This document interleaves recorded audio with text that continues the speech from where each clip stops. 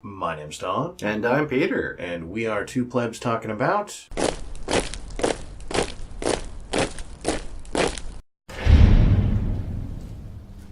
California. This week in the DPRC. And oh my, if we are not full of DPRC election action. Well, I was about to say, I know this week in the DPRC, we're really talking about this day in DPRC. Yeah, pretty much. This is all of, Tuesday. Tuesday, yes. Right. See, it's just been that bad. Right. Well, only one of us spent all day sitting there staring at it, so I'll have no excuses from you. Right. Anyway, moving along quickly. So, California was full California. And not the least of which reasons being that we got to all of 17% of the vote and then declared the governorship for Gavin Newsom. So, did Cox pull out? One must presume. I didn't actually see an official announcement for it, but Because at that point in time, you have to assume that he pulled out. Pretty much, right? Which, maybe his last name should have told us that. Maybe. Either that or pushed in deep. One of the two. Right. Because, at 17% reporting, I'm like, yeah, Newsom had a pretty sizable lead, but there was still so much more to go. It could have easily been made up. Well, it could have been, but can we all stop and be honest with ourselves for a moment? How long have I been saying Newsom was going to be our governor? Well, as soon as he said he was running, and I've been right there with you. I had no expectations that Cox was going to win. So unless this election opened up and Cox showed up with a 85-point lead, this was just going to happen, right? Apparently, I still would have liked to have seen the numbers run out to the end, just because I like to know. Well, maybe, but there's a lot of is this even worth it? And the reality is kind of no. Right. Well, at that point in time, it still looked kind of worth it. Well, maybe, but not really, right? There's a lot to go through here, but the simple reality is, as soon as San Francisco and Los Angeles started reporting, that was really all you needed to know. Because if those two don't head in pretty massive directions from at least the average towards the Republican side of the ticket, that's it, it's over. Gotcha. So... Okay. Shock of shocks, Gavin Newsom will be the governor of California. So he'll turn California into a toilet as opposed to just San Francisco. Right. And that joke makes much more sense for anyone who is aware that Gavin Newsom used to be the mayor of San Francisco up until, now. Right. So we just had the mayoral election, 3 or 4 months ago or something? Something like that, yeah. Because... Newsom said, well, you know what, I'm just going to go be governor now because Moonbeam is retiring. Right. So, here we are. But somehow or another, I don't get it, there was all of this optimism that Cox was going to, just come out and be governor, as though that was going to happen. And you kept hearing... Yeah, it really... Who the fuck said that? All kinds of punditry, all over the place. I didn't hear shit. And so there was this, but look at Arnold Schwarzenegger and Ronald Reagan and all this other kind of thing. And I went, yeah, but no, right? Right. Do you all understand that this is California? And so, because if you look, those two names you mentioned, Ronald Reagan and Arnold Schwarzenegger, two very famous movie stars, right? Actors. John Cox is not that. Well, so but that's what we vote in: Democrats or movie Hollywood, stars, right? But really, the deal here is that's name recognition in a way that matters. That, and let's face it, I was around for the Schwarzenegger election. Everyone I knew was running around going, "Governor, we're gonna have the governor." Yeah, because everybody and their brother also applied to run for governor at that point in time. Well, and that happens every year around here. If you looked at the actual number of people that you could vote for in the gubernatorial election, it was 205, right? Gotcha. Because getting on California's ballot for governor is not that hard, but really it's always a race between 2, at most 3 people. So, I'm running for governor. No, I'm not running for governor. Election Commission, stay away from me. But presumably, anybody and their brother could just say that, and with, I think it's $500, end up on the ballot. So, something like that. Okay. At least in one county. And if you're on the ballot in one county, you better have a hell of a write-in campaign or you're not winning. Pretty much. That said, the rest of the state didn't do anything inordinate for it. Nothing too surprising. You know, there are a couple of flips in House seats, but that was going to happen. Right. Xavier Becerra stayed the Attorney General, but that was going to happen. Right. Said nothing really unexpected. No, not really. It stayed crazy leftiness until we got to ballot measures, at which time a few weird things happened. So, Right. I don't think we're going to go over all of them, because I get the feeling we're going to get stuck on like 2 in specific. So let's just go to those 2. So Prop 6, which is the gas tax repeal we've talked about intermittently for, 6 months now? Right. Because, they've been collecting signatures for this thing since forever. Right. But not quite so much as a gas tax repeal on the ballot. Oh, no, it's not. It was not framed as a gas tax repeal. No, not at all. They're being like, no, it's just removal of funding. No, this is the repeal of road work. Right. Like, what? That's not a thing. That's not a thing. But it's a way that they can phrase it to make it look less appealing. Right. And look, traditionally speaking, the person who proposes said proposal, right, is the one who frames what it is. Now, underneath that, they can put whatever they want, right? Right. Which is generally what happens, because if you go and look at the the information thing for voters in California, but the economic impact is that it's going to mean that we can't work on roads anymore ever for any reason. We'll cancel every infrastructure project, and effectively, we're just going to delete the roads from existence if this passes. Now, I'm exaggerating a little, but only a little. Really, only a little. Right up till delete the roads from existence was pretty well all in there. Pretty close. And they've got some other verbiage that implies pretty much that's what's coming. Right. And then, there's a bunch of talk about cops everywhere. Oh, it's going to make the roads more dangerous. We're not going to be able to respond to calls. Okay, that's not a thing. Right. I mean, that's an open lie. Same with the firefighters, and the ambulance workers. And by the way, have you ever seen a fire truck off road? Yeah. Like, if there is a road or not is pretty well irrelevant. They're like, fire, we're just going, right? I mean, because the vehicles are designed for that, right? Now, granted, having a nice smooth road makes it easier for them. True, but this idea that firefighters wouldn't be able to get to fires is ridiculous. Right. Or ambulances, because once again, have you seen ambulances off-road? They don't care about any of that either. Right. Pretty In much. fact, for that matter, when they're on the road, they don't care about that. Like, curb? What curb? Right. So, I mean... Cruisers are a little bit lower to the ground. I've seen cops do pretty similar things, though. Right. And look, we've got about half of the cop cars in the state are SUVs of some variety. So I get the feeling they don't care either. Pretty much. But no less, I've still seen, when everybody was driving Crown Vics, people do that with Crown Vics. Now, okay, I would be willing to accept that the Chargers and Mustangs. They don't have Mustangs. I've seen Mustangs. Basically, nobody has Mustangs other than the enrollment car guys. What are they called? The Corvettes that were big for a while. Okay, they're not doing off-roading things. Is the argument that the CHP, because those are the ones with those cars, need to be able to drive off-road, or that the roads are going to get so bad that the CHP can't patrol them? I don't think so, right? Well, that's the implication they were trying to give us. Back to, it's just the way any of these measures seem to be. It was like, it's this extreme thing is going to be what happens. Right.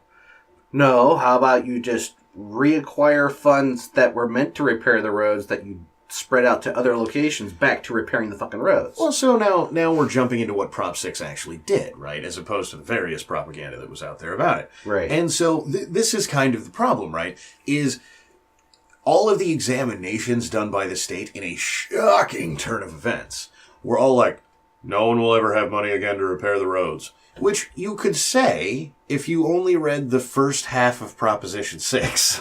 Right. Like, it was pretty well a requirement.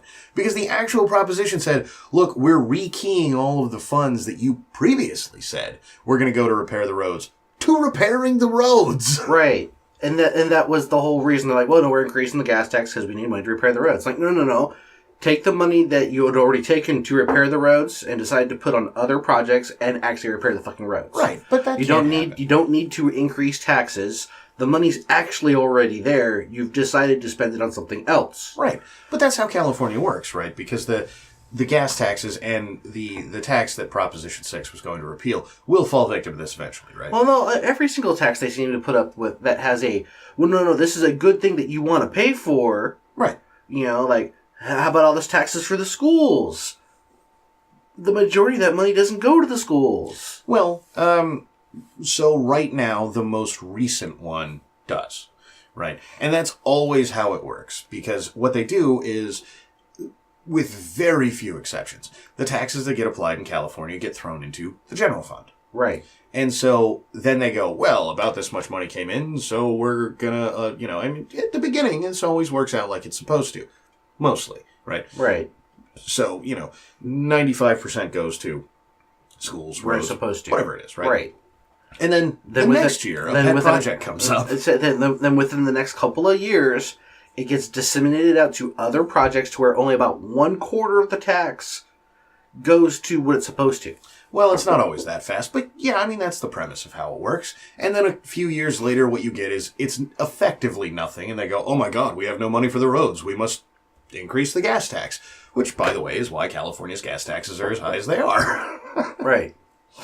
Because, what are we on? About every 10 years for at least my entire life, well, the roads don't work at all, so what we're going to need to do is increase the gas tax. Yeah, I know, we told you we'd never need to do this again. But, it's the same thing with cigarettes. It's the same thing with property taxes. Every couple of years, like, no, we need more money for the roads. We need more money for the roads. I'm like, the roads still aren't getting fixed, but you keep taking more money. Right. Because you can drive around anywhere. Well, except for very specific locations where, like, hey, look, we did an upgrade during this stretch. I'm like, how about the rest of the roads? Right. I appreciate you did an upgrade here. This is great.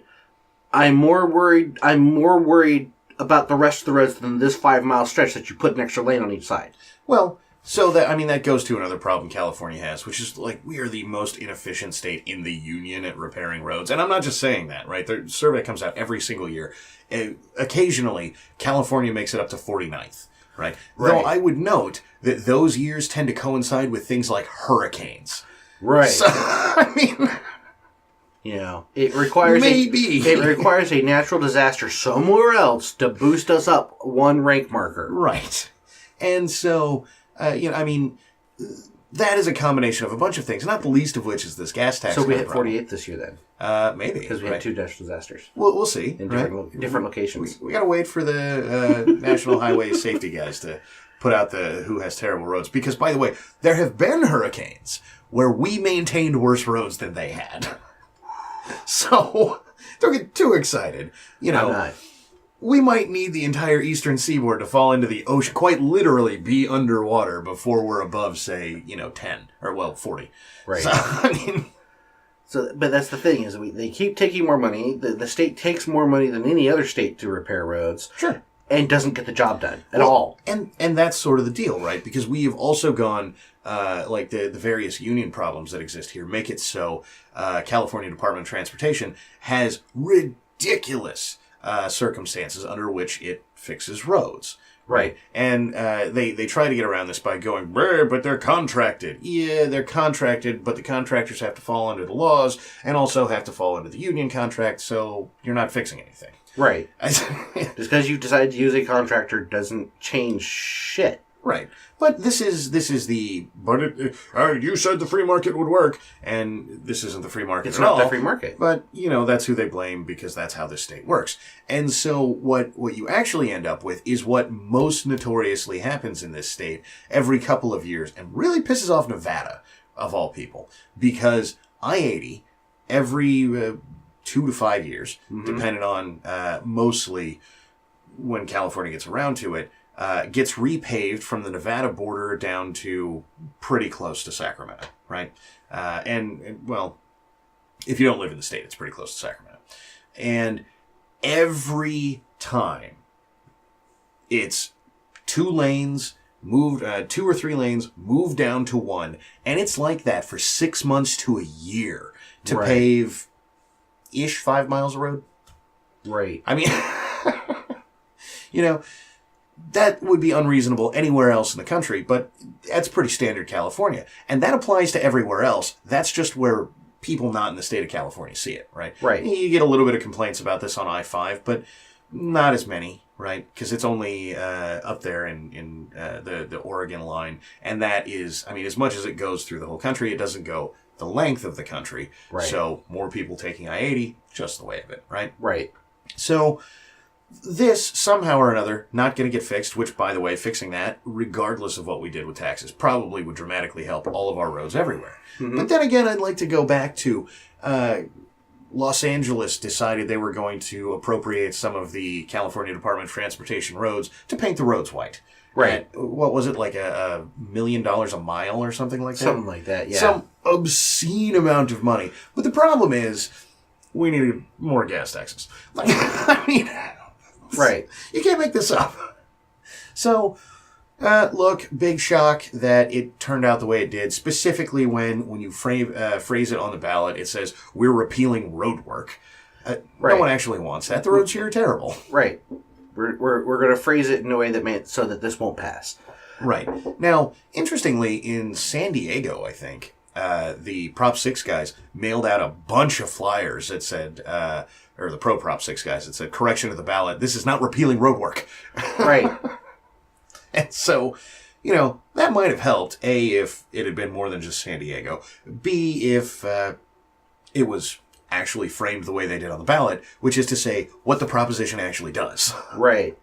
Or, if we didn't get, I think 5 or 6 different mailers from opponents to Prop 6 saying, no, they're just going to destroy the fucking roads. Well, that's sort of that's politics. What are you going to do? Right. I mean, look at any political race in this country. That is not unique to California in any way. Oh, it's not. I know it's not. I mean, but we've seen it many times before. It's like, no, they're going to put you back in chains. I'm like, what? No. Yeah, oof. What? But anyway, so before we run out of time, and we might, because shocking, we spent a lot of time on Prop 6. Goddamn, we did. So we also have decided to try and make the state vegan.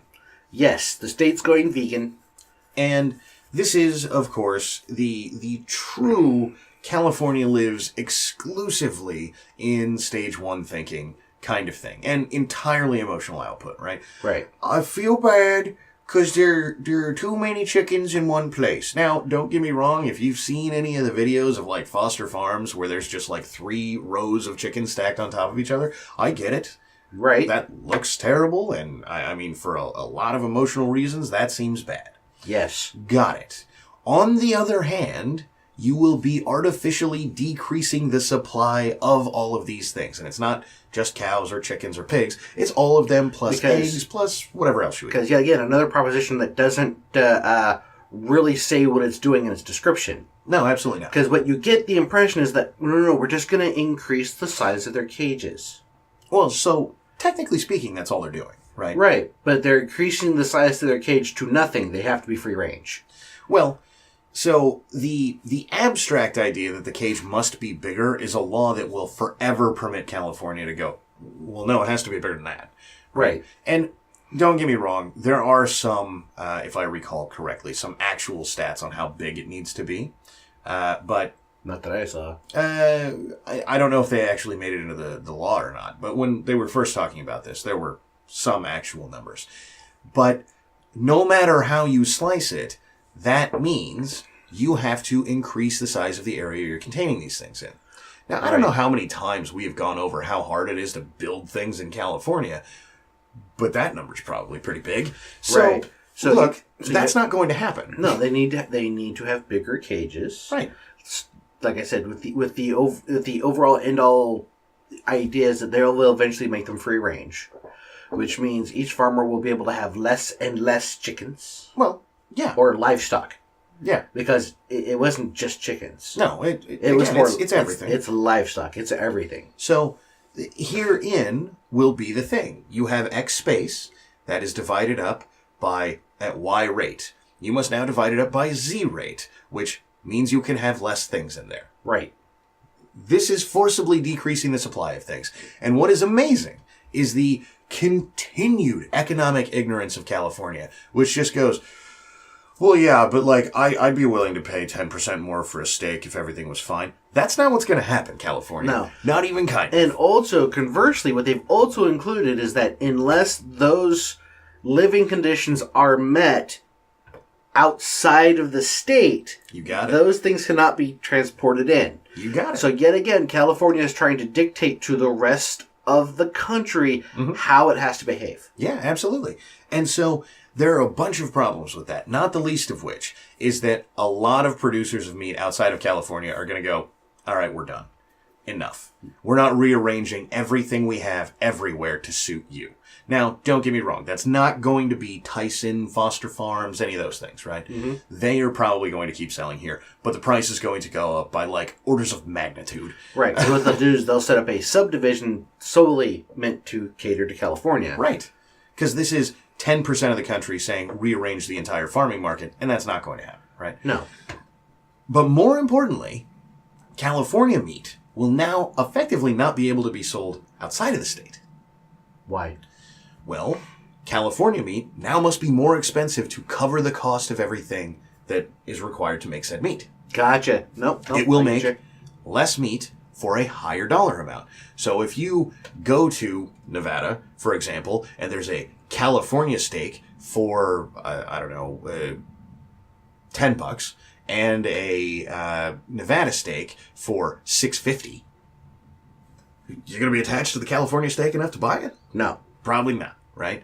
And so the only market that will be available will be here where prices will have increased, regardless of everything else. Right, because outsourced meat cannot come in.